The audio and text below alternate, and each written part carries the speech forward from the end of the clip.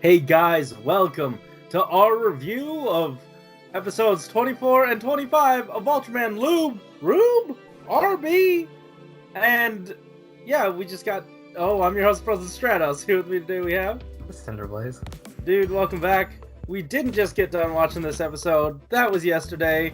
We took a day to sort of let it all sink in. Alex, what do you think? Episode 24 is definitely a lot stronger than episode 25. Yeah. I feel like just because like this entire series, we're kind of like waiting for the payoff, you know? Yeah. Just like yeah. Like this a little bit iffy, but they set up some really neat things. Just hope that they nail it. And a lot of it had to do with like Asahi, I feel like, for the latter part of this series. And oh boy, this is the 24 and 25 review. And I will say this. The Asahi reveal was so dumb. Yeah, it was the worst. It was so dumb that it kind of like undermined a lot of the stuff that she had going for her in like the episode prior. Because I felt like her moment with like Mitsurugi was pretty nice, but it just kind of like, really that's what you are. Yeah. Like, part of me would have been fine if they didn't address it at all. And then, because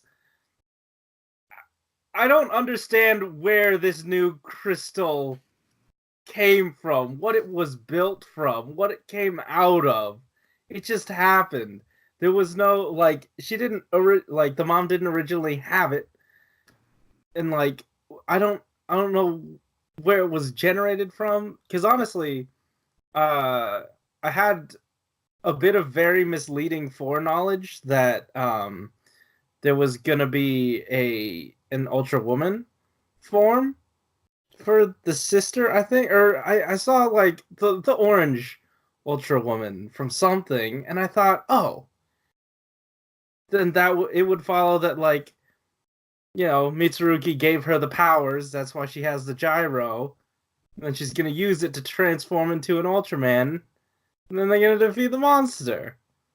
That didn't happen. And then it got stupid. And then she was a crystal. Yeah, that was unfortunate.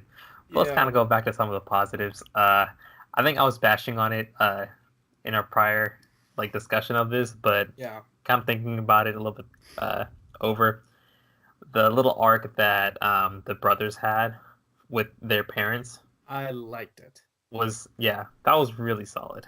Yeah. Yeah, I remember talking to you about it like right after when we attempted to record this and we just couldn't get it right. Yeah. I loved that, or I didn't love, but like I defended the scene just because like it showed the father that his two sons had grown and changed. Same with the mom. After those 15 years of not seeing them, they're their own men. They're their own people. They can make their own decisions, and you know, it spoke to their maturity that they didn't care if they, you know, died. It was their duty because they were Ultramen.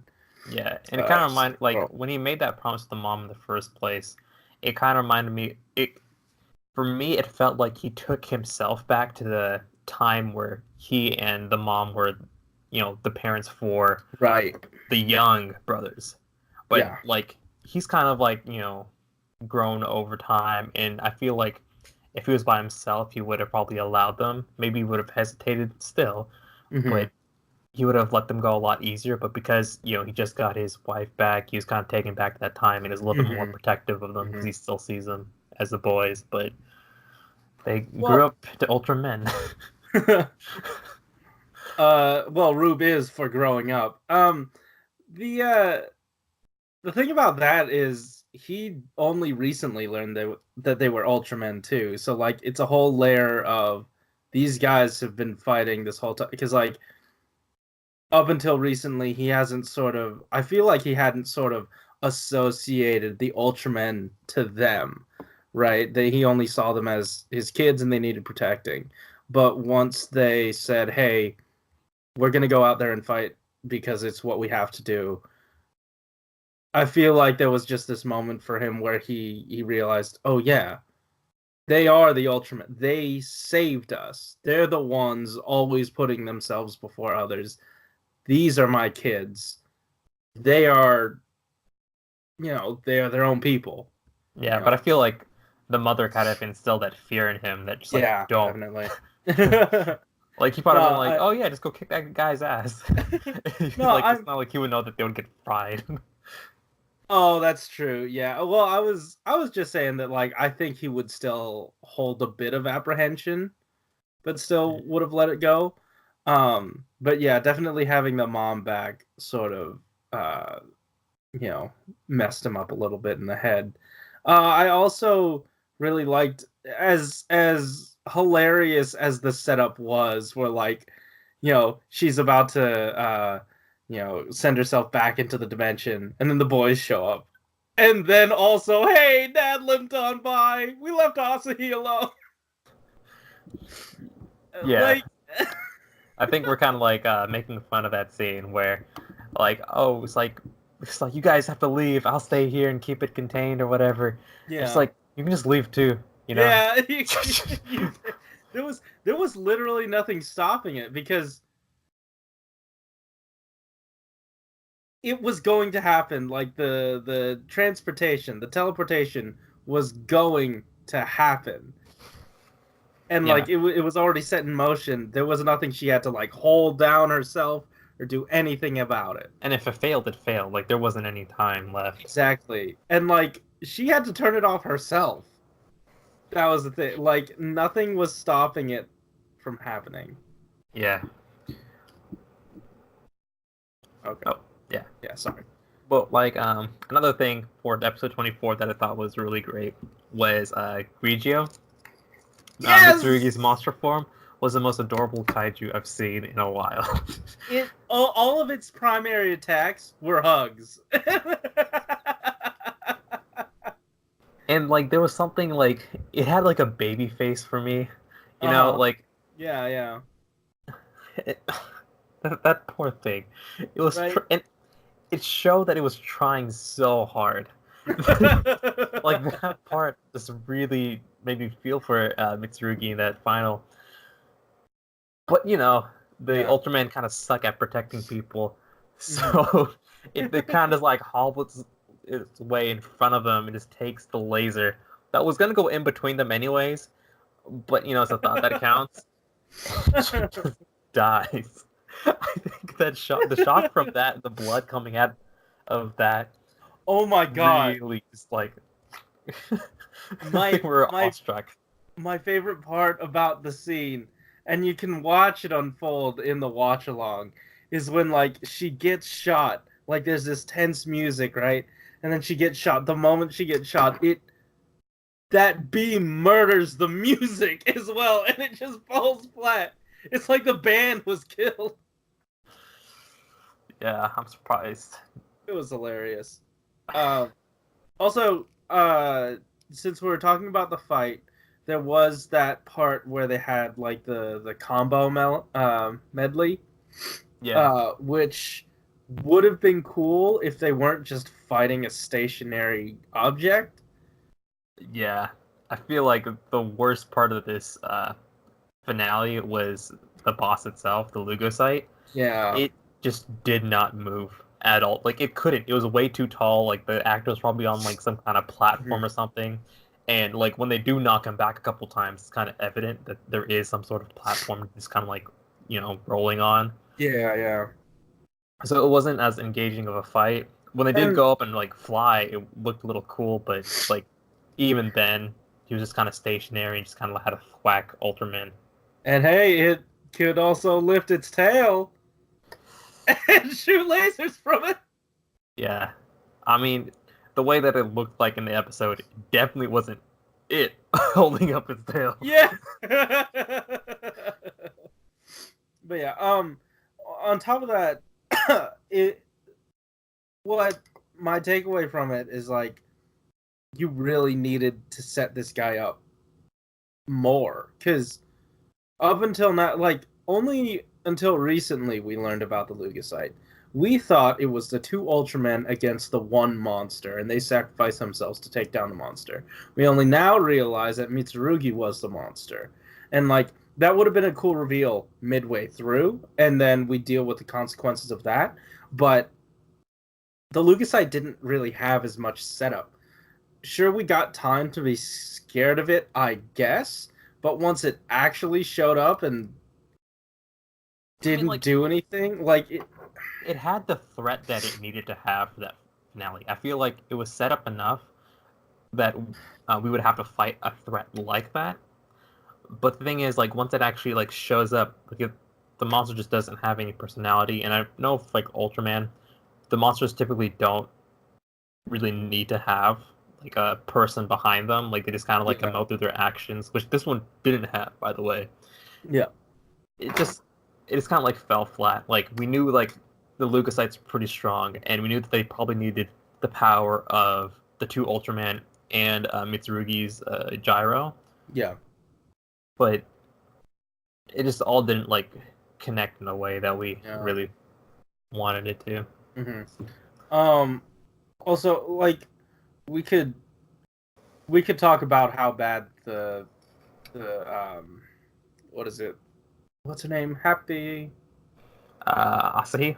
Yeah, we could talk about how bad that stuff was all day, and I feel like that would encompass a lot of the last episode's sufferings, but, like, really it just comes down to sort of like they waited too long to reveal something so bad.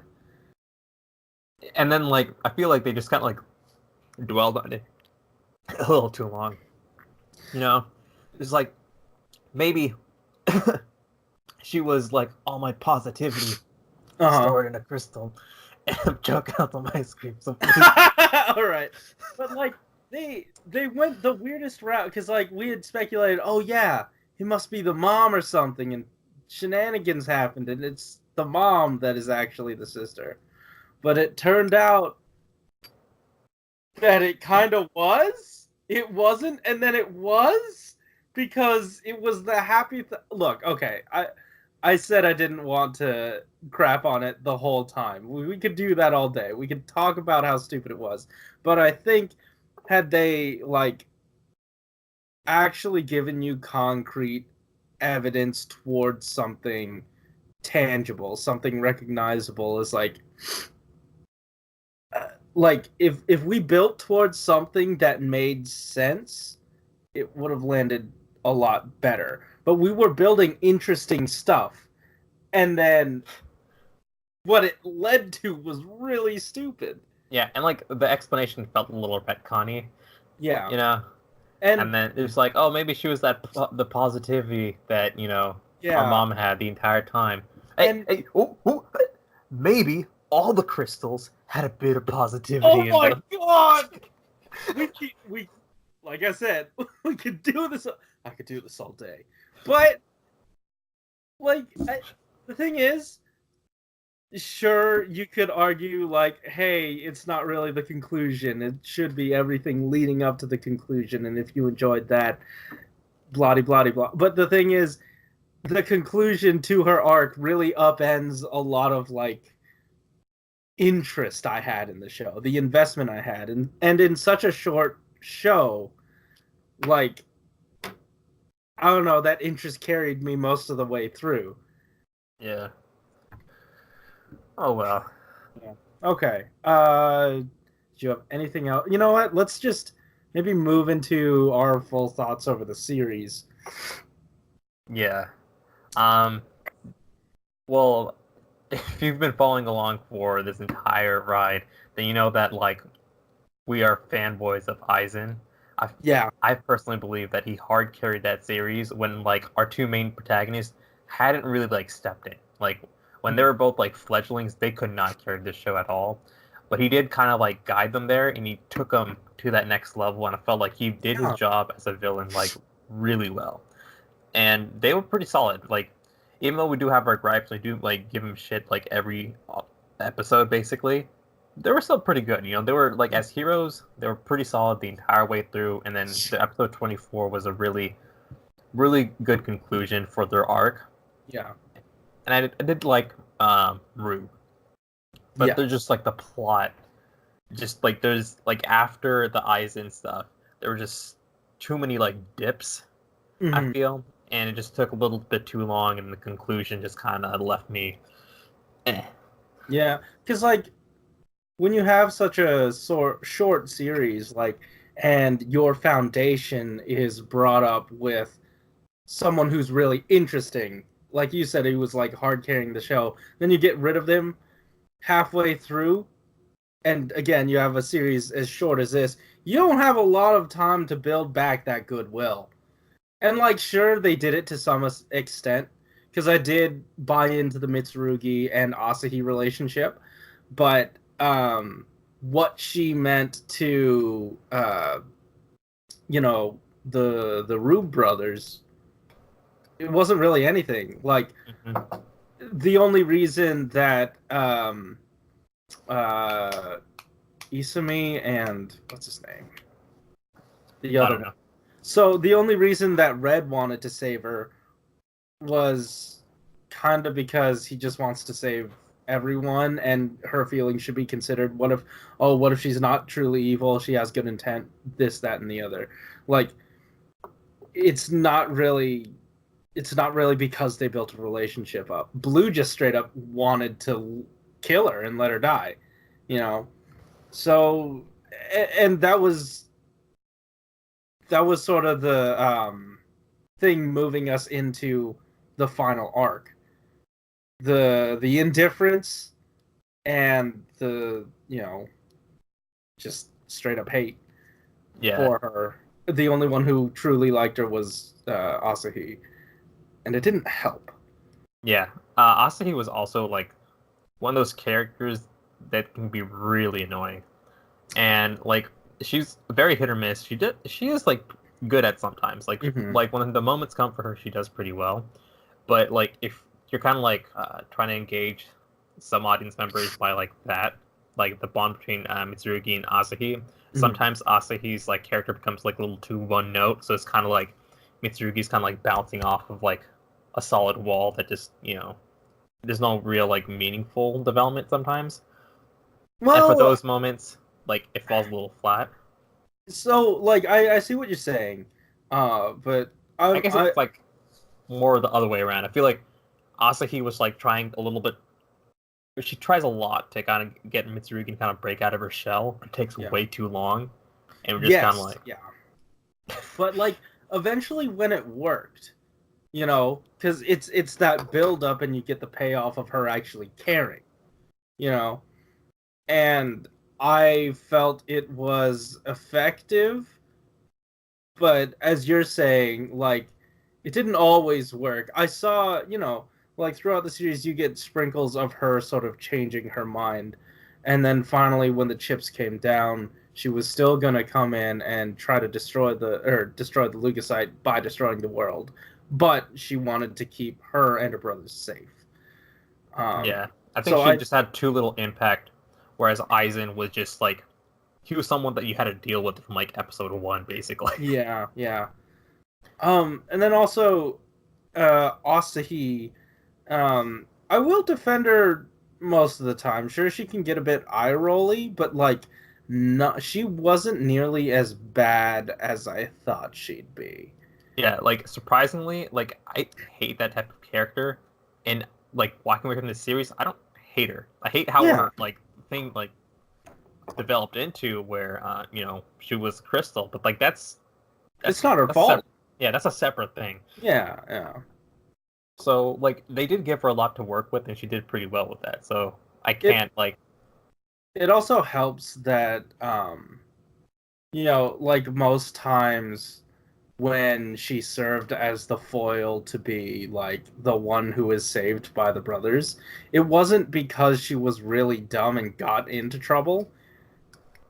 yeah Sometimes, and like when she did, it was actually sort of effective, and it really helped the brothers. Like there was that one time where she like got in the way uh, when they were fighting Mitsurugi, and it got them both in sync again. Oh hey, this is what we need to do. It's not about saving Mitsurugi. It's not about killing Mitsurugi to save the world. It's about saving our sister. That's what's important. She is important. We need to defend her. We will become Rube. Yeah. I liked it. I liked it a lot. So again, most times for me, she was very effective. Let's talk about the dad for a bit. I felt like he was sort of just non. He didn't get in the way. Non-invasive. Non-invasive, yeah. Yeah. He has like that type of trait, like a lot of like the Toku dads have. Yeah. In some cases, like the uncle, where like he's like a solid actor, but he doesn't really Yeah. like interact with the plot too much. That he doesn't really have many like consequences later on in the series. Mm-hmm. But he was great. He was a really good linchpin for like the family unit. That's one thing I really did like about this series. Yeah. The family itself was really, it felt like a family. Like Asahi was that little sister that was kind of like annoying her brothers, and kind of doing her own thing. Mm-hmm. It was great. Yeah. So yeah, mostly positive for the dad. Let's talk about the mom. She was hot. Yep. That and like, she brought a little bit of that Aizen spice back. She had a bit of the flair, but then it didn't quite land as well as Aizen. When I saw her, I was just hoping, oh, but we could have actual Aizen. I felt like she was very distracting, not because like of her looks or anything, but like she did have like that energy and just kind of like, okay, but it didn't have like the Aizen impact because like when he was doing his stuff, he was like actually affecting the plot more significantly usually when he was doing that, or he was kind of like going a little over the top and doing more humor related stuff. Mm-hmm. When she was kind of doing the energy, she wasn't going for the humor or stuff. She just kind of like had it just for exposition sometimes. Well, like, it was that, but also she did affect the plot. Like, her plight was very relatable. I understood entirely why she'd want to, try to save the world herself without letting her sons do it. I can understand why she'd steal the gyros from them and then suddenly put locks on them that break when you believe enough. I don't know, like, her motivations were entirely plausible. I still really like the character.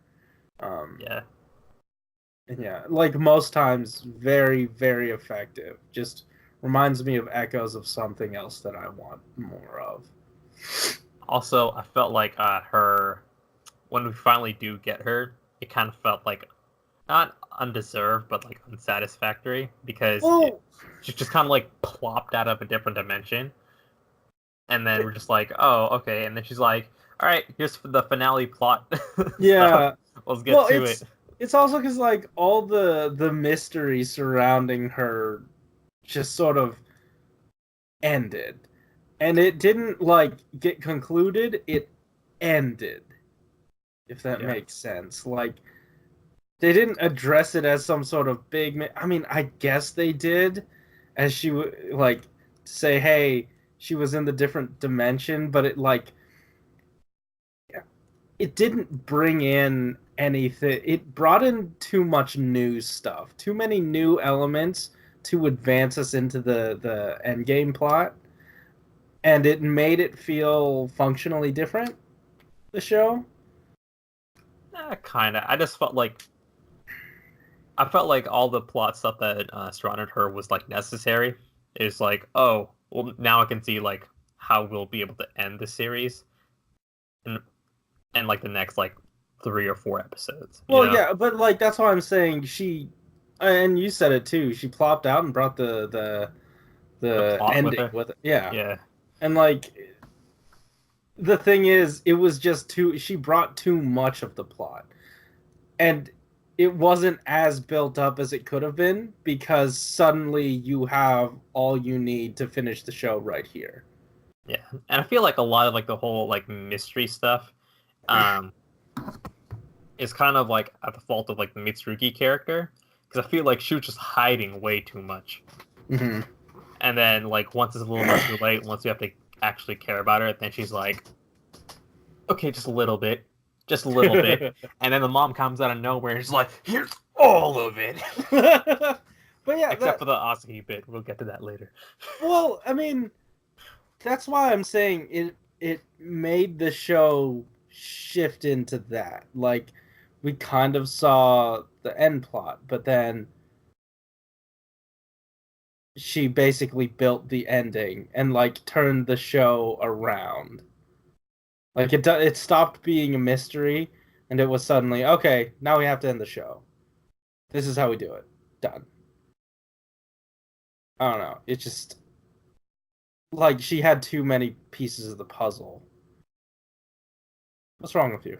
What are you looking at? Nothing.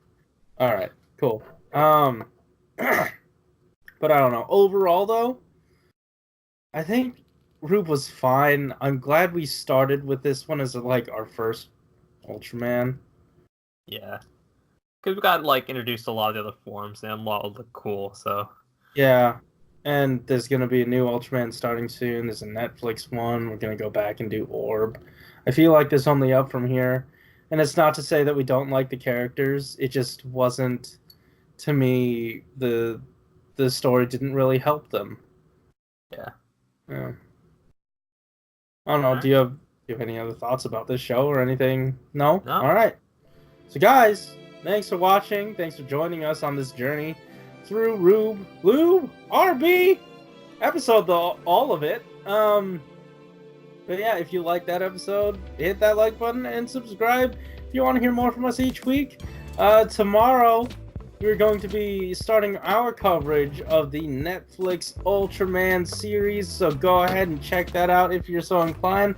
Got my buddy Chris Long of Long's Toys to come help me with that. So guys, thanks for watching.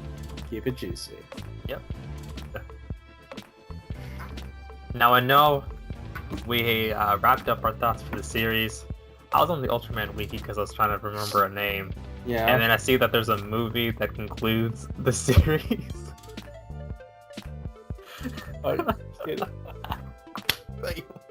We're back!